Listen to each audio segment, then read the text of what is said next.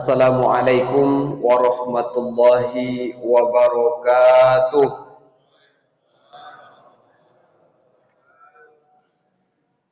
Ibu-ibu sehat, Bu? Alhamdulillah. Bapak-bapak sehat, Pak? Alhamdulillah. Alhamdulillahi rabbil alamin.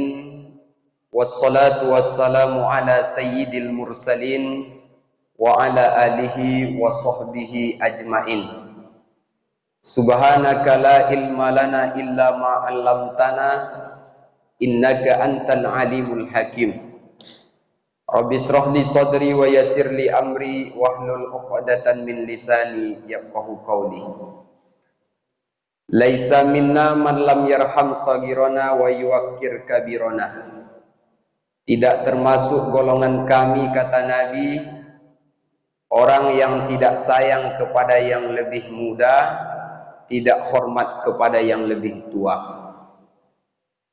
Maka yang sama-sama kita muliakan, alim ulama, tokoh masyarakat, ketua pengurus masjid, Pak Wakil, Pak Sekretaris, Pak Bendahara, semua jajaran kepengurusan Masjid Darul Aman, yang mudah-mudahan kita semua diberikan oleh Allah keamanan di kehidupan dunia dan akhirat. Kemudian bapak-bapak, ibu-ibu, seluruh jemaah sholat fardu maghrib, yang mudah-mudahan kita senantiasa diistiqomahkan Allah untuk senantiasa menjadi tamunya 5 waktu sehari semalam sampai datang malaikat Israel menjemput kita. Salawat dan salam kita sampaikan buat Nabi kita Muhammad sallallahu alaihi wasallam. Allahumma salli ala sayyidina Muhammad wa ala ali sayyidina Muhammad. Bapak-bapak, ibu-ibu, jemaah salat fardu maghrib yang berbahagia, menjelang masuk waktu salat fardu isya, insyaallah pada kesempatan ini kita akan mengkaji salah satu hadis dari baginda Rasul sallallahu alaihi wasallam. Hadis ini terdapat dalam kitab Nasaihul Ibad. Kitab Nasaihul Ibad dikarang oleh Imam An-Nawawi Al-Bantani. Imam Nawawi Al-Bantani ini orang Banten. Dia bergelar Sayyidu Ulama'il Hijaz, pimpinan para ulama di kota Hijaz. Kota Hijaz itu sekarang bernama Mekah dan Madinah. Ini menunjukkan bahwa SDM orang Indonesia ini bukan SDM kaleng-kaleng, Pak. Pernah ada ulama besar dari bumi Indonesia menjadi Sayyid Ulama'il Hijaz, pemimpin ulama Hijaz. Namanya Syekh Imam An-Nawawi Al-Bantani. Karya beliau sungguh luar biasa banyaknya. Tercatat tidak kurang dari 115 kitab yang beliau tulis tanpa menggunakan laptop.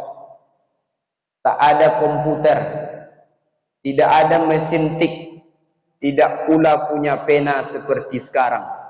Karena memang di zaman itu belum ada alat-alat secanggih sekarang. Tapi sekalipun begitu, ternyata beliau tetap bisa untuk menulis 115 kitab. Hari ini anak-anak kita, Pak, kuliah 4 tahun, buat satu skripsi saja diupahkan ke orang. Padahal laptop ada, komputer ada, internet ada, HP bejibun banyaknya. Imam Nawawi masa itu tak ada apa-apa yang ada sekarang ini. Tapi ternyata luar biasa karya beliau banyaknya. Dan salah satu karya beliau yang paling masyhur berjudul Nasaihul Ibad.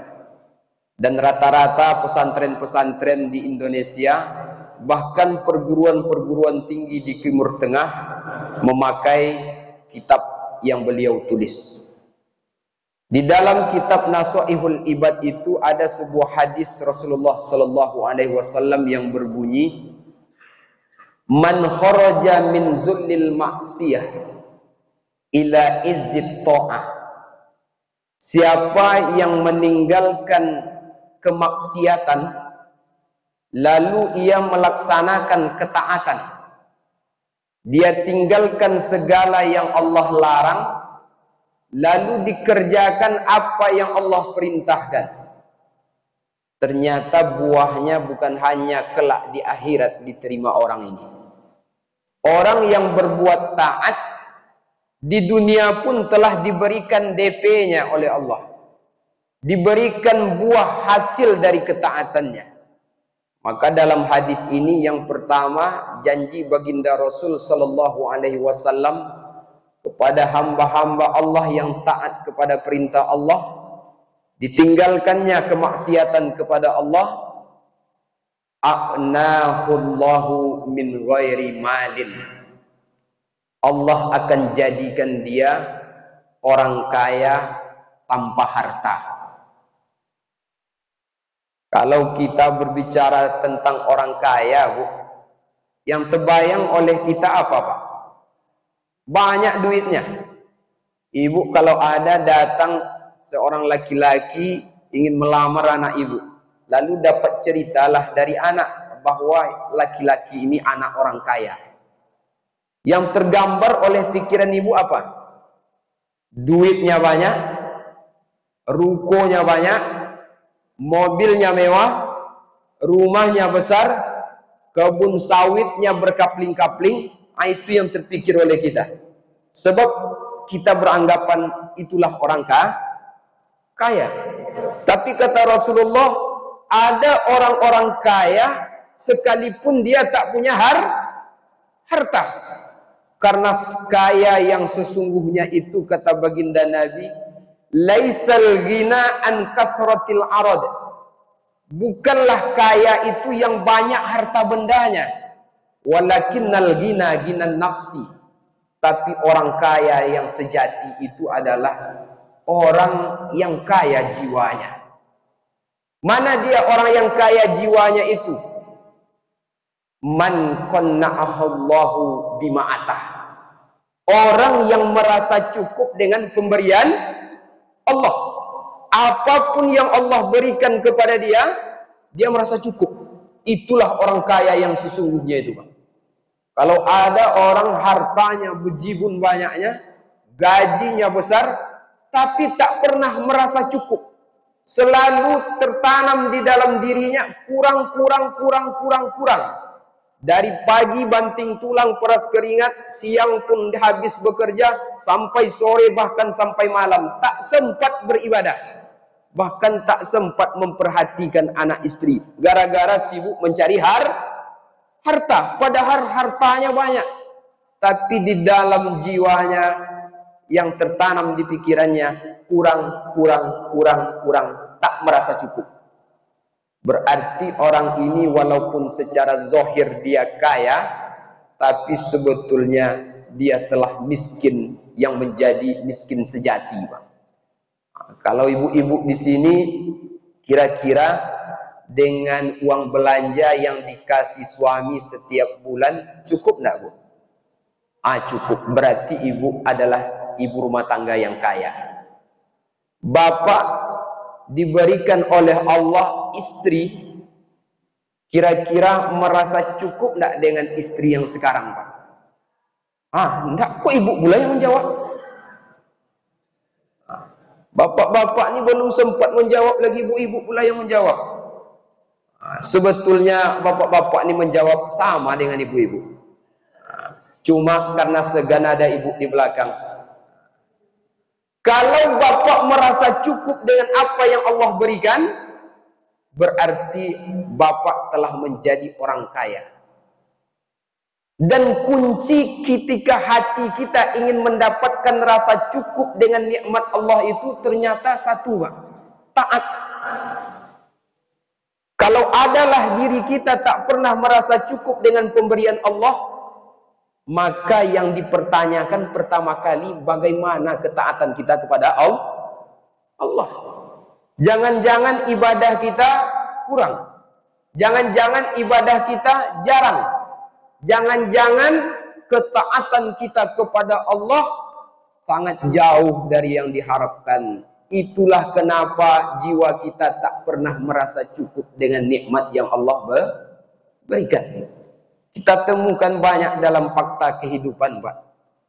Ada orang, mohon maaf, pekerjaannya hanya cleaning service. Istrinya ibu rumah tangga, tak menghasilkan duit bulan ke bulannya. Punya 3 orang anak, 2 diantaranya kuliah, 1 masih sekolah. Ketika ditanya kepada bapak dan ibu ini, Pak, Bu, cukup dengan uang gaji sekian untuk anak, ibu, serta kebutuhan bulan ke bulannya? Dengan senyum wajah yang bahagia, sang ibu dan bapak menjawab, alhamdulillah cukup. Ada orang suaminya PNS, pangkatnya pun sudah tinggi, gajian tiap bulan puluhan juta. Istrinya pun pegawai, gajinya besar. Anak cuma 2. Kedua-duanya 1 TK, 1 SD. Ketika ditanya, ternyata tiap bulan selalu merasa tak cukup. Apa kira-kira yang tak cukup tuh, Pak? Secara zahir kita tengok mana yang lebih banyak penghasilannya. Lebih banyak keluarga yang kedua. Tapi keluarga pertama merasa cukup, keluarga kedua tak merasa cukup. Apa dan di mana letaknya? Boleh jadi yang pertama ketaatan kepada Allah-Nya luar biasa, yang kedua jauh dari ketaatan kepada Allah. Sebab janji Rasul, siapa yang taat kepada Allah, janji pertamanya, aghnahullah min ghairi malin. Allah akan buat hatinya merasa kaya sekalipun hartanya tidak banyak. Jadi kalau ada bapak-bapak harta tak banyak tapi hidup tenang, harta tak melimpah ruah tapi merasa cukup, apa yang dimau ada, apa yang diinginkan bisa terwujud terdapat, sekalipun harta tak banyak tapi kebahagiaan didapat, bersyukurlah, berarti salah satu buah ketaatan itu Allah curahkan di dunia ini kepada kita, Pak. Makanya zikir kepada Allah itu tatmainnul qulub, melunakkan dan menenangkan hati. Hati itu kalau dah tenang, apapun yang dapat, apapun yang diberi Allah, insya Allah kita cukup. Nah, jadi itu luar biasanya ibadah ini, Pak. Jangan bayangkan kalau kita taat kepada Allah hanya di dunia saja, di akhirat saja kita akan dapat buahnya. Ternyata di dunia pun diberi Allah, di akhirat tentu jauh lebih luar biasa. Itu yang pertama. Yang kedua, kata Nabi, orang yang taat itu wa ayyadahu min ghairi jundin.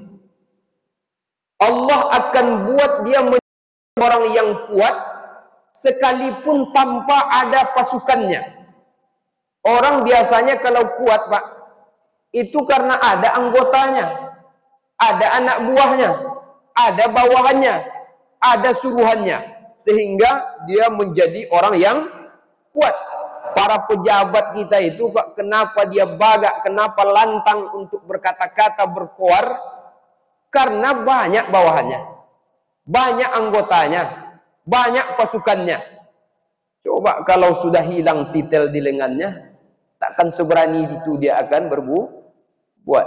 Tapi ternyata ada orang-orang yang diberikan Allah sebuah keistimewaan.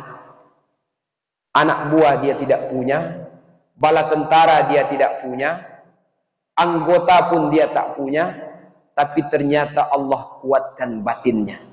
Tidak ada rasa takut dalam menjalani kehidupan. Bagaimanapun badai kehidupan datang, tetap dia tegar. Sebab dalam hidup ini, Pak, mau beriman tak beriman, mau taat atau tidak taat, rajin ke masjid atau tak pernah pergi ke masjid, rajin baca Quran, atau seumur hidup hanya 2 kali baca Quran? Kapan yang 2 kali itu? Ketika bersunat dia pertama dulu, ketika mau menikah sekali. Habis itu tak ada dibuka-bukanya Quran lagi. Tetap akan diberi ujian. Tapi orang-orang yang taat kepada Allah, berapa kuat pun badai ujian itu datang, dia tetap kokoh. Dia tetap kuat. Sama ibarat angin topan datang di tempat kita, Pak. Lalu di tempat kita ini ada bangunan, ada gedung, ada pokok kayu. Maka di antara bangunan, gedung, dan pokok kayu ini, ketika badai datang, ada yang tumbang, ada yang condong, ada yang tegak kokoh berdirinya. Betul, Pak? Betul, Bu? Betul. Kenapa demikian? Karena ada yang kokoh. Yang kokoh ini bagaimanapun badai datang, dia akan tetap tegar berdiri. Yang agak-agak kurang kokoh, maka dia akan condong. Yang lemah, dia akan tumbang. Ada orang diberikan oleh Allah kekuatan, padahal anggotanya tak ada, anak buahnya tak ada, tapi dia tetap kokoh menjalani kehidupan. Tak ada rasa takut di dalam menjalani kehidupan ini, Pak. Maka itulah yang Allah sebut wala khaufun alaihim wala hum yahzanun. Dalam diri mereka itu tak ada rasa takut, tak ada rasa khawatir. Kenapa rasa takut itu muncul? Boleh jadi kita dengan Allah jauh, sehingga hati kita jauh dari Allah, yang datang takut. Kalau nanti saya mati, anak saya mau kerja apa? Kalau nanti saya di PHK, anak saya, istri saya mau makan apa? Kalau nanti anak saya tidak sekolah, macam mana masa depannya? Khawatir, takut. Penyebab salah satu ketakutan yang ada di dalam diri itu karena jauh kita dari Allah. Ketaatan membuat hati ini kuat. Ketaatan itu membuat hati ini kokoh. Bagaimanapun bertubi-tubinya kesalahan, musibah yang datang, cobaan yang datang, dia tetap kokoh, tak pernah ada resah, tak pernah ada gelisah di dalam hatinya. Itulah yang terjadi kepada para sahabat Nabi dulu, Bapak Ibu sekalian. Para sahabat Nabi itu heranlah orang-orang kafir itu. Kenapa mereka heran? Karena sahabat Nabi itu rata-rata tidur malamnya sedikit. Orang yang tidur malamnya sedikit itu tentu cenderung siang hari loyo, letoy, lemah. Kalau awak suka begadang, Pak, kira-kira bawaan siang semangat atau enggak? Enggak. Pasti bawaannya loyo, kayak udah mau mati aja. Tapi sahabat Nabi, malamnya mereka begadang bukan nonton bola, bukan duduk di kedai kopi, tapi begadang bermunajat tahajud kepada Allah. Di siang harinya ketika berada di medan perang bagaikan singa kelaparan. Tak ada rasa takut. Sedikit pun aku tak menengok wajah ketakutan dalam diri para sahabat Nabi yang ikut bertempur dalam setiap peperangan. Apa kuncinya? Tak ada rasa takut itu.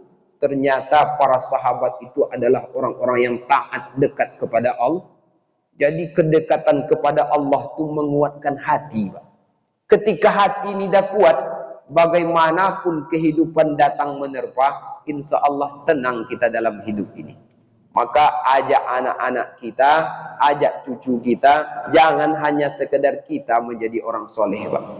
Bapak-bapak, ibu-ibu, kalau punya anak, punya cucu yang masih kecil, ketika datang kita sholat berjamaah ini, peganglah tangannya, ajak, nak, cu, ayo kita ke masjid. Buat kenangan-kenangan terindah, yang kenangan itu akan mempertemukan kembali kita di surganya Allah. Berapa banyak orang hari ini membuat kenangan-kenangan indah dengan anak cucunya, tapi ternyata akan membuatnya berpisah tempat di surganya Allah. Yang satu masuk surga, yang satu masuk neraka. Si bapak rajin ke masjid, si datuk rajin ke masjid, si anaknya dibiarkan di depan handphone, dibiarkan di depan televisi, solat tak peduli. Berarti kita sayang kepadanya di dunia, tapi ternyata sayang kita itu telah menghancurkan nasibnya kelak di akhir. Maka kalau bapak-bapak punya cucu, punya anak yang masih bisa diajak, datanglah ajak berjamaah ke masjid ini. Datang waktu mau maghrib, ajak dia ke masjid. Barangkali itulah yang akan menjadi kenangan indah bagi mereka, Pak. Ketika sayup-sayup azan berkumandang oleh muazzin di Masjid Darul Aman ini, lalu anak tadi pun sudah menjadi anak yang dewasa. Kita sudah berada di kuburan, sudah dimakan cacing tanah. Begitu Allahu Akbar, Allahu Akbar, kata muazzin, cucu kita tadi begitu mendengar azan teringat dia dengan datuknya, teringat dia dengan neneknya. Dulu ketika datuk masih hidup, ketika nenek masih hidup, saat ini aku sudah mulai berangkat berjalan ke masjid. Akhirnya dia punya anak, dibuatnya pun ke anaknya yang sama. Nak, ayo kita ke masjid. Anaknya menjadi soleh, cucunya menjadi soleh, bapak pun mendapatkan kesolehan serta amal jariah yang akan terus mengalir. Maka ketika diberi Allah, berilah anak itu kenangan-kenangan indah yang berupa kesolehan kepada Allah. Nah, itu yang kedua, Pak. Yang Allah berikan kekuatan bagi orang-orang yang taat kepada Allah. Yang ketiga, janji Allah Subhanahu wa taala kepada orang-orang yang taat kepada Allah melalui lisan nabinya adalah wa a'azzahu min ghairi asirah. Allah akan muliakan hidupnya sekalipun tanpa ada bantuan kelompoknya. Hari ini kita kalau ada orang mulia, ada orang punya jabatan yang terhormat, yang terpikir oleh kita bapaknya siapa, kakeknya siapa, mamanya siapa, keluarga siapa. Dia mulia bukan karena dirinya, tapi karena ada keluarga, kelompok, dan orang-orang yang terdekatnya. Tapi ternyata Allah berikan satu solusi.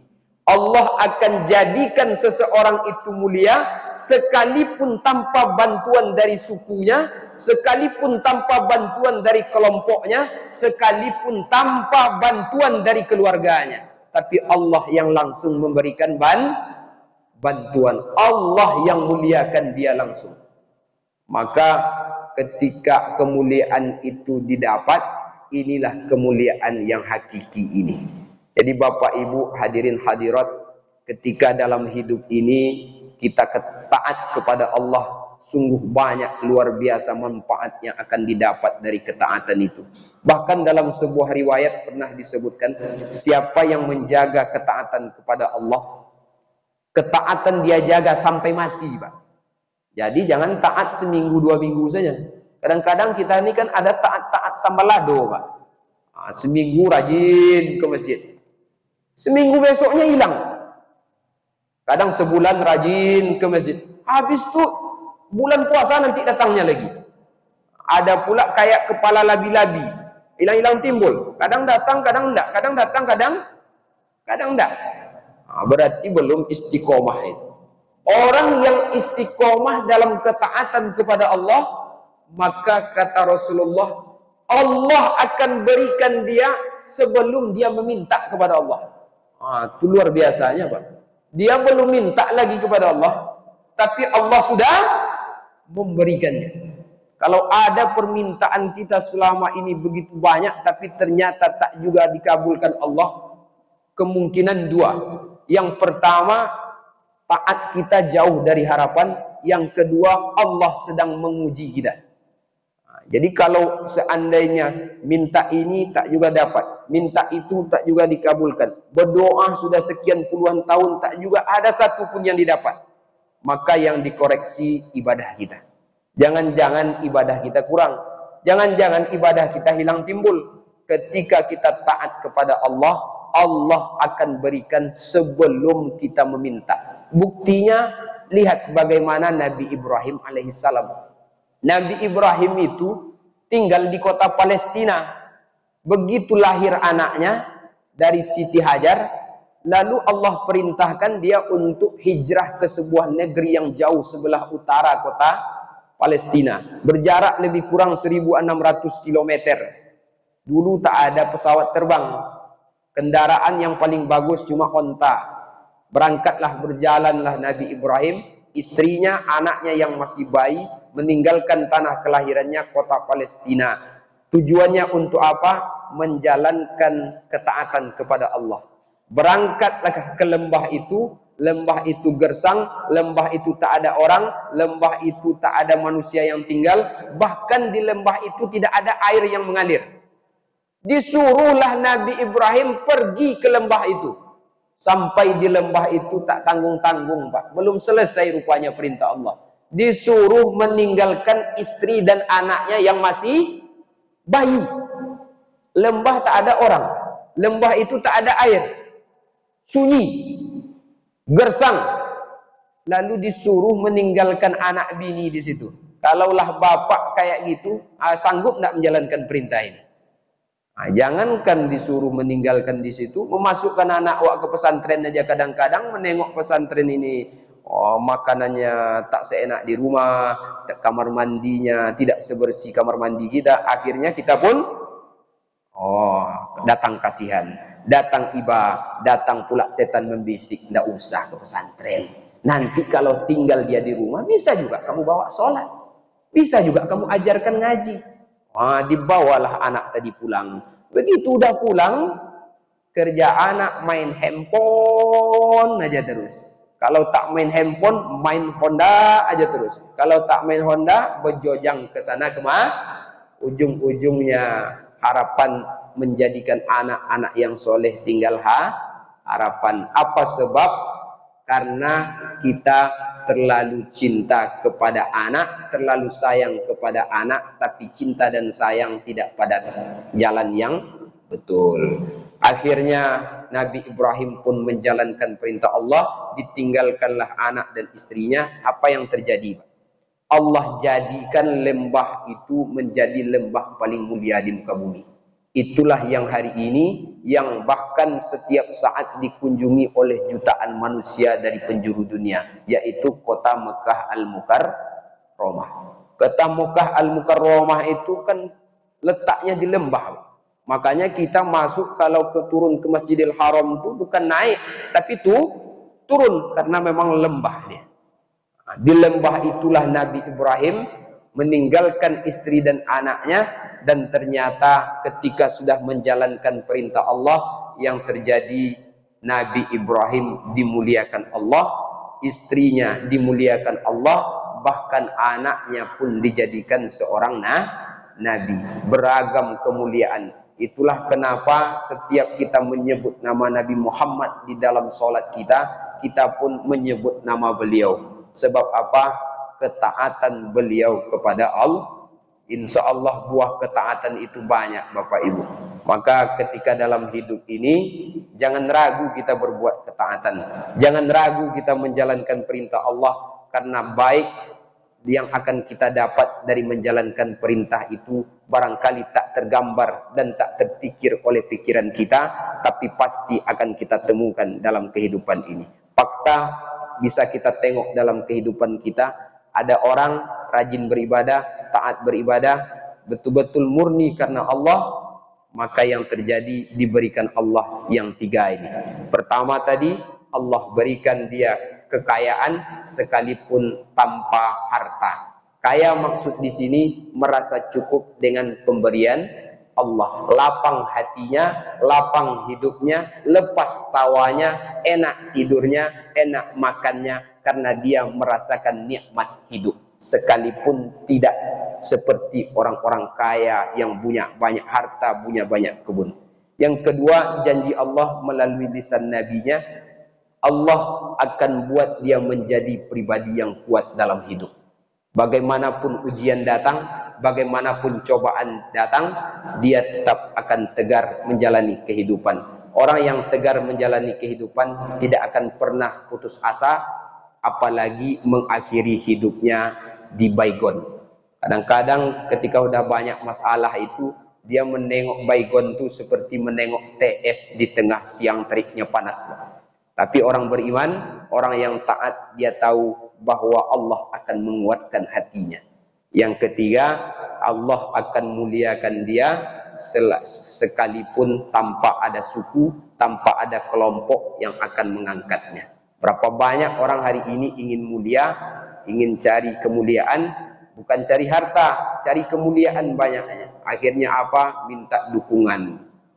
Ini dekat-dekat 2024 ini caleg-caleg kita tuh kadang-kadang dia tak cari harta, Pak. Karena dia sudah kaya banyak juga. Ada yang juga sugih harta, ada juga. Cuma ingin dipandang mulia. Lalu minta dukungan, minta segala macamnya. Ada orang yang dimuliakan Allah, tidak ada dukungan, tidak ada dari suku, tidak dari kelompok, tapi Allah yang muliakan dia langsung. Mudah-mudahan kita termasuk orang-orang yang akan mendapatkan janji baginda Rasul sallallahu alaihi wasallam ini. Amin ya rabbal alamin. Barangkali inilah yang dapat kita sampaikan pada kesempatan yang mulia ini. Mudah-mudahan bermanfaat untuk kita bersama, dijadikannya kita hamba-hamba yang taat kepadanya. Begitu juga dengan keluarga kita, anak cucu kita. Jangan tinggalkan anak cucu kita, melainkan betul-betul telah menjadi anak-anak cucu-cucu yang taat kepada Allah. Bapak tak akan menyesal kalau anak cucu bapak tidak akan jadi orang kaya. Bapak ibu tidak akan menyesal kalau anak cucu bapak tidak menjadi pejabat. Tapi yakin dan percayalah, bapak ibu pasti akan menyesal kalau anak cucunya tidak menjadi orang yang taat dan soleh kepada Allah. Insyaallah mudah-mudahan kita dikaruniakan anak keturunan yang soleh dan soleha, taat kepada Allah, taat kepada perintah kedua orang tuanya, berbakti untuk bangsa dan agama ini. Demikian, wabillahi taufiq wal hidayah. Wassalamualaikum warahmatullahi wabarakatuh.